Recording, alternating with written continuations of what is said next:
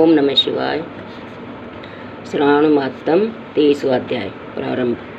श्री कृष्ण जन्माष्टमी। इस अध्याय के बारे में, जन्माष्टमी के बारे में बताया। इस अध्याय में भगवान शंकर सनत कुमार से बोले, श्रावण मास की कृष्ण पक्ष की अष्टमी के दिन वृष राशि के चंद्रमा में अर्धरात्रि के समय इस योग के आने पर देवकी के गर्भ से भगवान श्री कृष्ण का जन्म हुआ था। परंतु सिंह राशि के सूर्य आने पर इस महोत्सव को मनाना चाहिए।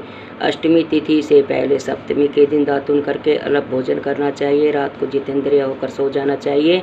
प्रातः होने पर उपवास नियम करें। केवल उपवास द्वारा ही श्री कृष्ण जी जन्माष्टमी का पवित्र दिन व्यतीत करना चाहिए। केवल उपवास करने से ही मनुष्य को 7 जन्म के किए पापों से छुटकारा मिल जाता है।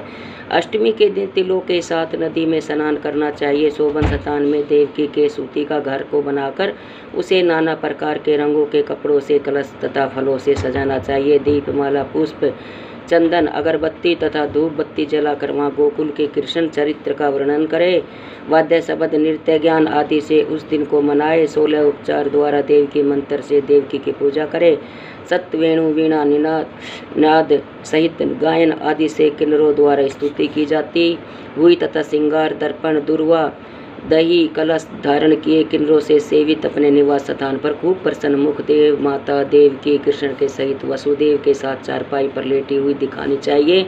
सब पाप नासार्थ आदि में प्रणव तथा अंत में नमः जोड़कर चतुर्थ्यंत युक्त अलग अलग नाम कीर्तन पूजा करनी चाहिए। देवकी, वसुदेव, बलदेव, नंद, यशोदा की अलग अलग पूजा करनी चाहिए। चंद्रमा के निकलने पर श्री हरि का स्मरण कर चंद्रमा को अर्घ्य देकर कहना चाहिए, हे रोहिणी कांत, आप मेरे अर्घ्य को स्वीकार करें। श्री कृष्ण अष्टमी का व्रत 1 करोड़ एकादशी के व्रतों के तुल्य होता है। इस प्रकार रात को पूजा करके नवमी को प्रातःकाल देवी भगवती विंध्यवासिनी का कृष्ण तुल्य महोत्सव करना चाहिए। ब्राह्मणों को भोजन कराकर दक्षिणा देकर कहना चाहिए, भगवान वासुदेव मुझ पर प्रसन्न हो, मैं आपको नमस्कार करती हूँ। जो देवी तथा भगवान श्री कृष्ण का प्रतिवर्ष महोत्सव करता वह उपरोक्त फल प्राप्त करने के साथ साथ आरोग्य तथा अतुल्य सौभाग्य भी प्राप्त करता है। अंत में वैकुंठ को जाता है। उद्यापन विधि।